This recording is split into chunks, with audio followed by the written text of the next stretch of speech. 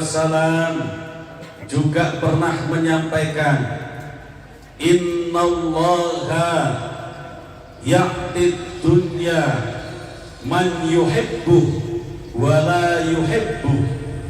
Sesungguhnya Allah Subhanahu wa ta'ala yu'tid dunya, memberikan dunia itu man yuhibbu, kepada yang dicintai, wa la yuhibbu, dan kepada yang tidak dicintai. Pripun niki tegese Pak Tarno? Gimana ini maksudnya? Kok Allah ini memberikan dunia kepada orang yang dicintai dan orang yang tidak dicintai? Jadi Pak, urusan dunia itu tidak ada hubungannya dengan agama atau akhirat.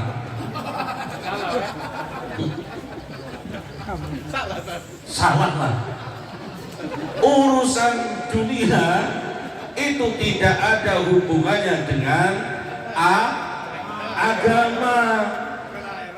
Makanya jangan kaget, jangan matah kalau misalkan ada wong makalnya orang muda, bleknya orang lupa, nakal yang preman, tidak pernah sholat, tidak pernah ibadah, tapi kaya raya. Jangan kaget, karena urusan dunia tidak ada hubungannya dengan agama. Betul.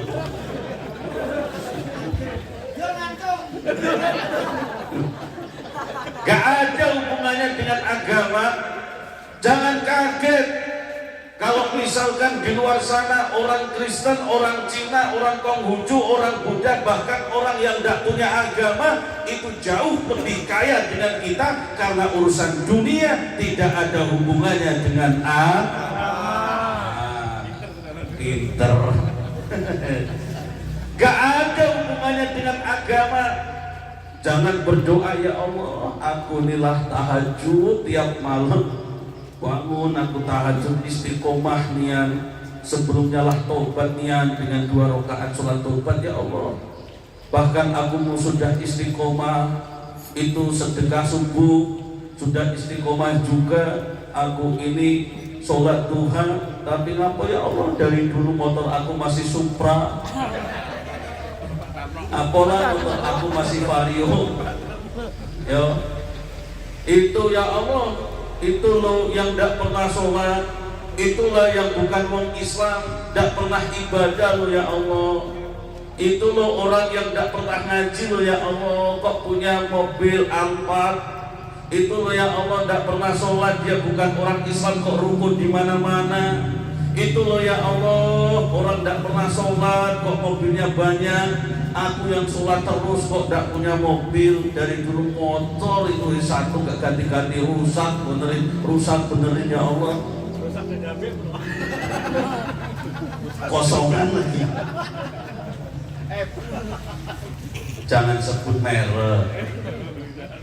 Apa ya Allah, mak itu engkau tidak adil. Ingat masalah dunia tidak ada hubungannya dengan agama. Innallaha yu'tid dunya man yuhibbu wa la yuhibbu. Allah itu memberikan dunia kepada orang yang dicintai dan orang yang tidak dicintai. Dicintai ya dikasih dunia, yang tidak dicintai ya dikasih dunia. Itu kalau urusan dunia mah itu. Makanya jangan kaget, jangan latah, jangan protes kalau urusan dunia.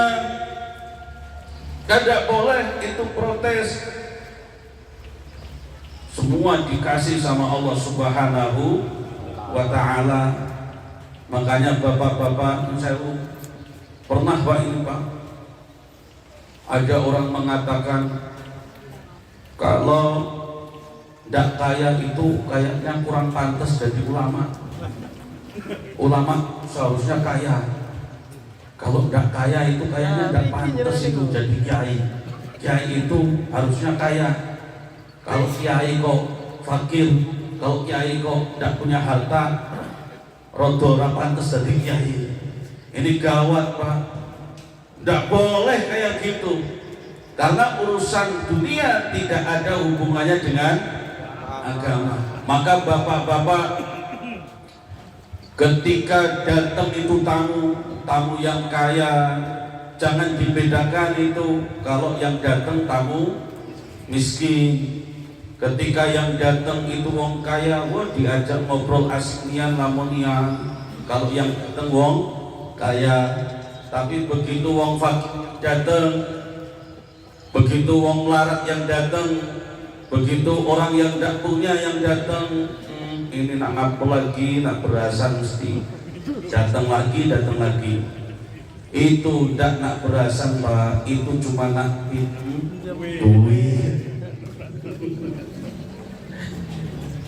Tidak boleh dibedakan. Bapak Ibu rahimakumullah, makanya kita semua oleh Allah Subhanahu wa Ta'ala dikasih pelajaran. Apa pelajaran dari Allah Subhanahu wa Ta'ala? Allah itu menciptakan nabi dan manusia yang paling mulia, manusia yang paling baik adalah para nabi dan para rasul. Nabi itu jumlahnya ada 124.000 Kak Firdaus.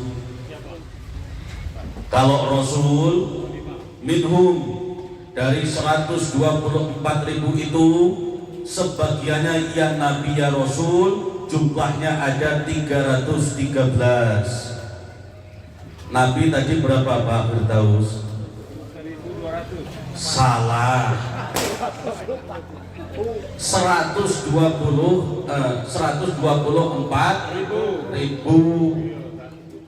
tuh Nabi. Kalau Rasul piro Pak Firdaus? 313.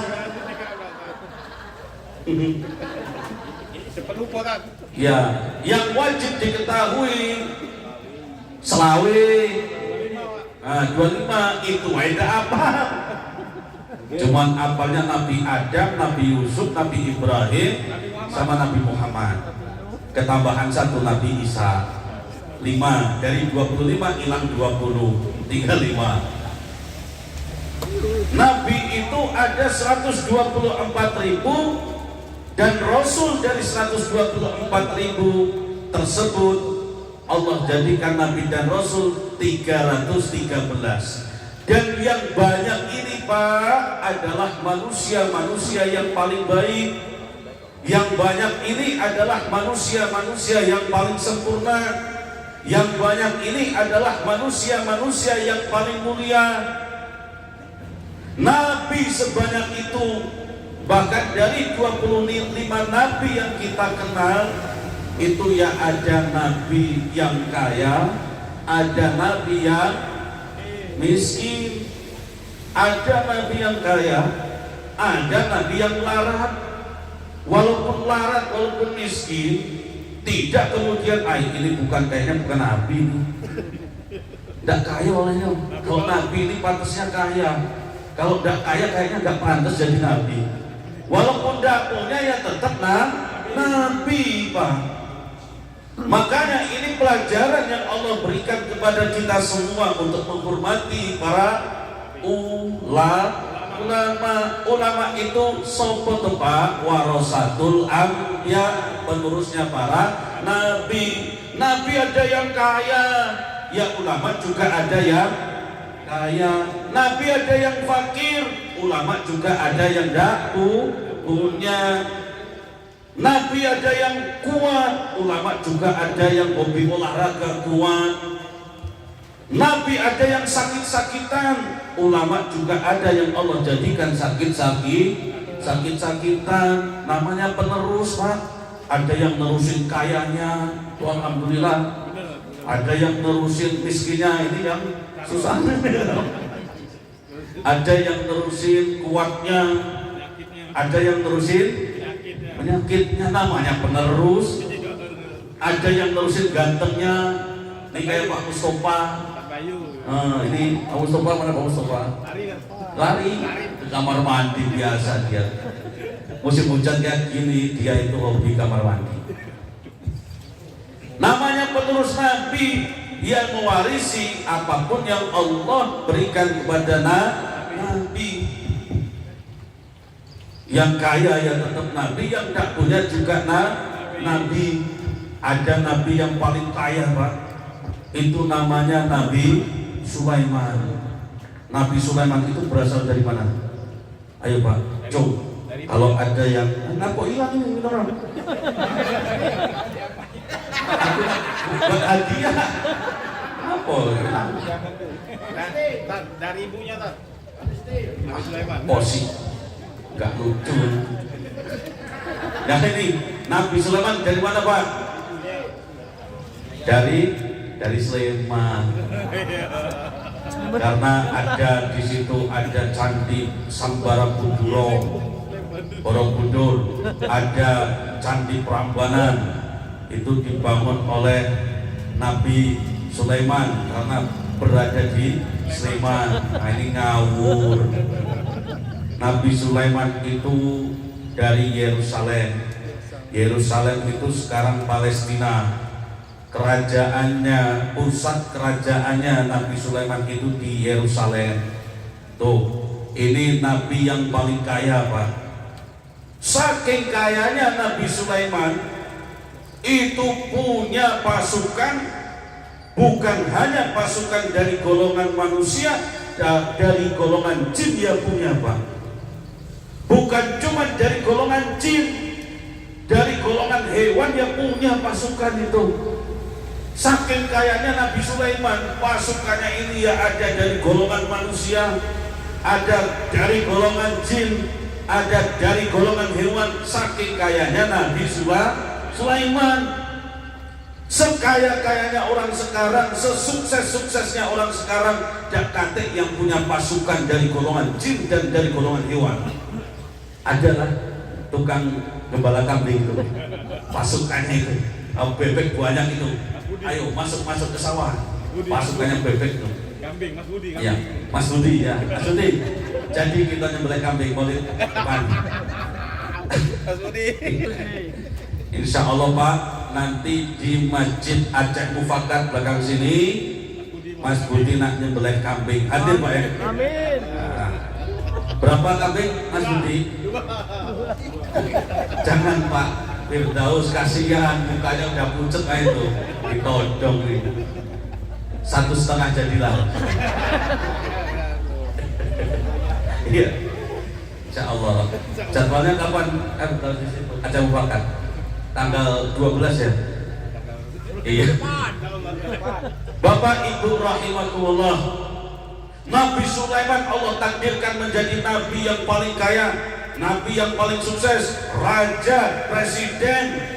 Kekayaannya Pak luar biasa, tidak bisa tertandingi. Sampai saat ini tidak ada manusia sampai detik ini kekayaannya melebihi kekayaannya Nabi Sulaiman. Nabi Sulaiman Pak, kalau sekarang itu ada tambang batu bara, itu tambangnya kalah sama tambangnya Nabi Sulaiman. Nabi Sulaiman itu punya tambang juga, tambang timah Pak.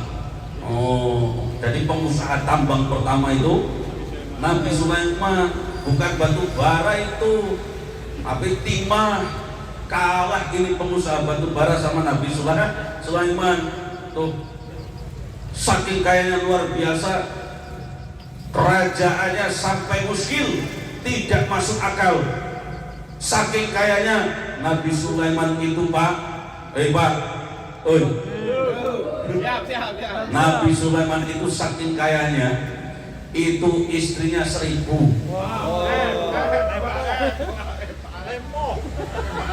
Jangan bayangin bapak-bapak punya istri 1.000, satu wae udah pernah disambangin, satu wae udah pencor. Nabi Sulaiman istrinya 1.700 dari wanita yang merdeka, 300 dari budak tawanan perang. Itu 1.000, tidak usah bayangin semalam berapa wanita. Itu 1.000 Pak, Saking luar biasanya Nabi Sulaiman punya istri 1000, tidak bisa kita contoh itu. Saking kayanya Nabi Sulaiman, Ratu Bilqis itu sampai ketipu dahsyatnya kerajaan Nabi Sulaiman. Ratu Bilqis loh Pak, ratu yang bijaksana, ratu yang juga kaya raya, saingannya Nabi Sulaiman. Ini punya kerajaan di Yaman. Jarak antara Yerusalem ke Yaman itu kurang lebih 2000-an kilometer lah. 2000-an kilometer itu. Dan jarak dari Yerusalem Palestina ke Yaman. Jadi pernah itu Nabi Sulaiman itu mendakwahi Ratu Bilqis, diutus itu melalui burung hudhud untuk mendakwahi, pakai risalah, pakai surat dikirim ke Ratu Bilqis. Ratu Bilqis tidak marah Pak. Ratu Bilqis didakwahi oleh Nabi Sulaiman tidak marah, malah justru burung hudhud ini kembali bawa oleh-olehnya tidak main-main, berharga nian, tapi tidak diterima sama Nabi Sulaiman. Bagi Nabi Sulaiman itu tidak ada harganya, saking kayanya Nabi Sulaiman. Lah saking seperti itunya Ratu Bilqis kemudian diundang oleh Nabi Sulaiman berkunjung kerajaannya itu. Kemudian pernah ketipu, sudah dibilangin sama Nabi Sulaiman, Bilqis, oi Bilqis, nanti kalau kamu masuk ke kerajaan aku, ingat ya, ingat, jangan ngantuk, ingat loh. Kalau ngantuk nanti gak ingat. Kalau kamu nanti masuk ke kerajaan aku, di suatu ruangan itu ada ruangan yang lantainya itu kelihatan secara kasat mata kayak air, padahal itu bukan air itu. Itu lantai itu bukan air. Aku unjuk tahu kamu biar nanti kamu tidak ketipu. Ini saking luar biasanya kerajaan Nabi Sulaiman, lantainya saja terlihat seperti air. Sudah dikasih tahu Ratu Bilqis ini sebelum masuk, dikasih tahu Bilqis, nanti kalau kamu masuk ke kerajaan aku, nanti kamu akan ketemu ruangan yang lantainya ini seperti air, seperti kolam yang besar, tapi itu bukan kolam, itu lantai biasa. Sudah dikasih tahu, diajak masuk itu Bilqis, ayo Kis, masuk Kis, lanjutlah kamu duluan. Begitu Bilqis, Ratu Bilqis ini masuk Pak, masuk ke ruangan tersebut, dia cincing baju sampai betisnya kelihatan. Nyengir Nabi Sulaiman, katro. Sudah dikasih tahu kalau ini tuh bukan air, sudah dikasih tahu ini tuh lantai, tapi tetap cincing baju tetap disikapkan sampai betisnya kelihatan. Nyengir Nabi Sulaiman. Begitu tahu seperti itu, Ratu Bilqis sadar, ini bukan semata pekerjaan manusia. Kalau ini karya manusia tidak mungkin sedahsyat ini.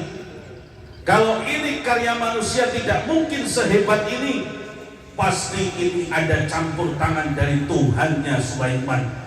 Makanya diabadikan di dalam Al-Quran. Kemudian Ratu Bilqis mengatakan, qalat Rabbi inni dzalamtu nafsi. Ratu Bilqis mengatakan, Rabbi inni dzalamtu nafsi, wahai Tuhanku, selama ini aku telah menzalimi diriku sendiri. Tidak beriman kepada Nabi Sulaiman, menolak dakwahnya Sulaiman. Kemudian di situ Ratu Bilqis mengatakan, wa aslamtu ma'a Sulaiman lillahi rabbil alamin. Ratu Bilqis masuk Islam melok itu gara-gara salah nginjek ruangan yang dikira air padahal bukan air. Saking kayanya Nabi Sulaiman sampai seperti itu Pak. Ada Nabi yang ditakdirkan oleh Allah Subhanahu wa ta'ala. Kalau tadi Nabi Sulaiman itu Nabi yang kaya, ada yang ditakdirkan oleh Allah menjadi Nabi yang paling miskin, paling melarat, paling fakir. Siapa Pak? Siapa? Bukan. Salah lah. Kapan kamu benar? Ayo, Nabi mau kaya raya. Iya. Nabi yang paling miskin Pak, Nabi Isa. Nabi Isa itu rumah bayi tidak punya, gubuk bayi rewat nak roboh, makan sehari-hari dedaunan, istri bayi tidak punya. Makanya Ustadz Aib ini ikut Nabi Isa. Jadi dalilnya Ustadz Aib itu adalah Nabi Isa, ittiba'un Nabiullah Isa alaihi salam. Jadi jangan diprotes Pak, dia punya dalil, dia hidup seperti itu karena ittiba' Nabi Isa. Laju ada balik kemana? Tuh, Nabi Isa Pak, Nabi yang paling tidak punya, makan sehari-hari daun-daunan, tidak pernah makan daging. Istri yang tidak punya, rumah yang tidak punya, saking miskinnya Nabi Isa. Tapi walaupun miskin, setiap hari makan daun, rumah tidak punya, istri tidak punya, ya tetap Nabi. Tidak kemudian ini miskin gak usah jadi Nabi, ini rapatek Nabi. Enggak, tetap Nabi. Walaupun tidak punya, ya tetap Nabi. Ada Nabi yang Allah takdirkan menjadi Nabi yang paling kuat, namanya Nabi Musa. Nabi Musa ini Nabi yang paling kuat Pak. Saking kuatnya Nabi Musa, tangannya ini kalau nyentlik batu besar, hancur itu batu besar. Batu segede gini Pak, disentlik itu sama Nabi Musa, hancur batunya. Bapak-bapak tidak usah sebesar inilah, segini baik Pak, tendang coba batu segini, kira-kira hancur apa enggak kakinya? Nabi Musa saking hebatnya, tangan itu disentik Pak, tangan batu disentik hancur itu. Bayangkan itu, berarti kalau sekarang ada itu Nabi Musa mungkin tangannya itu kayak bego Pak, kayak bego eskavator itu, bego. Ada Nabi yang Allah takdirkan lemah terus, tidak pernah punya kekuatan, sakit-sakitan terus. Siapa Pak? Nabi Ayub. Walaupun Nabi Ayub ini sakit-sakitan, tidak pernah sehat, ya tidak kemudian statusnya dicabut jadi Nabi, tetap dia jadi Nabi. Bapak Ibu rahimakumullah, inilah dunia. Innallaha ya'tid dunya man yuhibbu wa la yuhibbu. Tidak Allah bedakan ketika memberikan dunia, mana yang takwa ya dikasih, mana yang tidak takwa ya dikasih, mana nabi ya dikasih, mana yang bukan nabi ya dikasih, mana kiai ya dikasih, mana yang bukan kiai juga dikasih, mana wong Islam ya dikasih, yang bukan Islam juga dikasih. Yu'ti man yuhibbu wala yuhibbu. Walakin, nah ini akan tetapi la ya'til iman, la ya'til din illa man yuhibbu. Tetapi Allah tidak akan memberikan agama, tidak akan memberikan keimanan kecuali kepada orang yang dia cintai. Kalau masalah agama Pak, hanya Allah berikan kepada orang yang dicintai. Kalau masalah keimanan, hanya Allah berikan kepada orang yang dicintai. Yang tidak dicintai tidak Allah berikan keimanan. Yang Allah tidak cintai tidak akan Allah berikan agama. Yang Allah tidak cintai tidak akan Allah berikan husnul khotimah.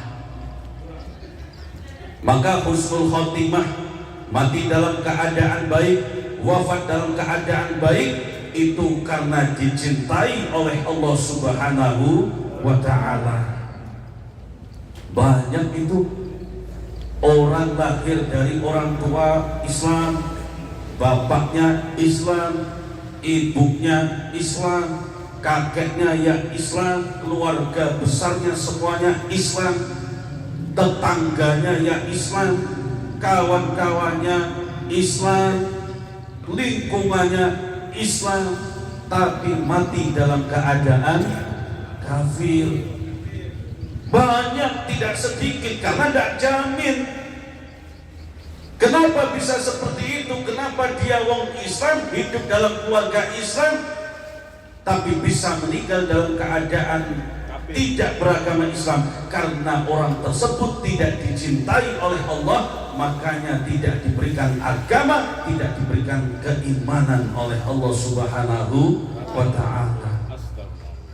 Banyak orang lahir dari bapak tidak beragama, Kristen, Katolik, Buddha, Konghucu, ibunya juga seperti itu.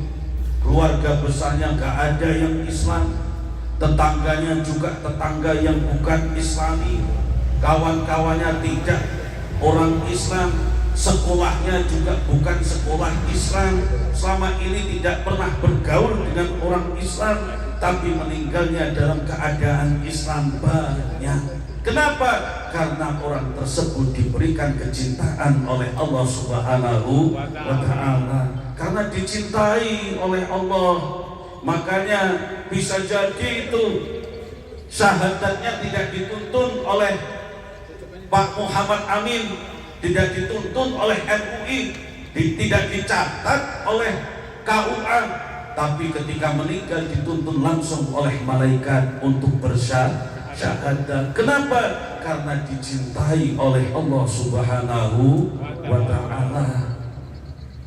Oh, bapak-bapak apa lupa, Pak? Nabi Ibrahim ini bapaknya siapa? Bapak-bapak kenal Nabi Ibrahim enggak sih? Nah, Kenal di mana? kenal nabinya Pak. Namanya baik. Ibu-ibu kan enggak lupa itu Nabi Ibrahim. Bapaknya siapa Nabi Ibrahim ini? Bapaknya ini bukan Islam. Bapaknya Nabi Ibrahim itu tukang bikin patung itu, pemahat handal, disembah itu. Nabi Ibrahim punya bapak yang sedemikian, tapi anaknya justru menjadi Abul Anbiya, bapaknya para nabi, Khalilur Rahman, koncone pangeran, Pak. Oh, anak sudah berkawan dengan pangeran, kalau sudah berkanca berteman dengan Allah, namanya konco dewe, Pak. Apa-apa itu kayak sound system ini kan, sound system konco dewe gratis, makanya tidak usah protes kalau mati-mati. Orang dari konco dewe, tidak usah banyak rasa, namanya konco dewe. Banyak protes. Pak Mustafa mati dikit mulai romut. Ingat gratis. Nggak usah banyak rasa. Gratis konco dewe. Nabi Ibrahim itu menjadi temannya Allah, Khalilur Rahman, Abul Anbiya, bapaknya para nabi. Padahal bapaknya Nabi Ibrahim ini penyembah berhala, bukan orang muslim, malah justru memfasilitasi orang untuk menjadi musyrik. Tapi anaknya menjadi nabi. Kenapa bisa seperti itu? Karena Allah cinta dengan Ibrahim. Karena Allah cinta dengan Nabi Ibrahim, sehingga Nabi Ibrahim dititipi iman, diberikan Islam, diberikan agama oleh Allah Subhanahu wa ta'ala. Karena cinta, Pak. Maka sering disebutkan oleh para ulama, aradallah, Allah itu menginginkan antakuna mahbuban, untuk kita menjadi orang yang dicintai, wala muhibban, bukan menjadi orang yang mencintai. Kita itu kehendak Allah, Pak. Ini kehendak Allah. Kehendak Allah itu kita pengennya menjadi orang yang dicintai oleh Allah, bukan sekedar mencintai Allah. Antakuna mahbuban wala muhibban, jadilah orang yang dicintai, bukan sekedar mencintai. Karena kalau mencintai tapi tidak dicintai, itu berarti cintanya bertepuk sebelah. Orang kena Pak, tepuk nggak kena, nggak berbunyi. Sakitnya tuh di sini. Lah pinter kan. Iya. Maka jadilah orang yang dicintai oleh Allah Subhanahu wa Ta'ala. Coba Pak, ada wanita cantiknya, ada gadis cantiknya Pak, dilamar oleh dua bujang yang sama-sama tampan. Yang satu tampannya kayak Anton, yang satu tampannya kayak Anjar. Sama-sama tampan, sama-sama mancung, sama-sama atletis badannya, sama-sama kaya, sama-sama pengusaha. Lamar satu gadis, gadis itu ya cantik sekali, dilamar dua orang yang sama tampannya, yang sama kayanya, yang sama atletisnya. Tapi pada akhirnya gadis itu pasti akan menerima satu, siapa yang dicintai oleh gadis itu. Tidak mungkin diterima dua-duanya. Oh enak jadi yang dicintai itu Pak. Al-qalil minal mahbub, sesuatu yang sedikit dari yang dicintai kathir terasa sangat banyak. Segala sesuatu kalau dari pemberian dari orang yang dicintai walaupun sedikit akan terasa banyak. Betul apa betul Pak? Bapak-bapak dikasih sedikit, tapi yang ngasih ini orang yang kita cintai. Itu terasa sedikit atau terasa banyak? Banyak. Yang jelek kalau yang ngasih itu yang dicintai, barang yang jelek terlihat bagus. Loh kalau yang ngasih yang mencintai, yang dicintai Pak, telek lancung loh rasa coklat. Itu kalau yang ngasih yang dicintai Pak, semua bisa berubah. Kalau yang ngasih yang dicintai, kata Ustaz Toha kan gitu. Iya Ustaz cinta.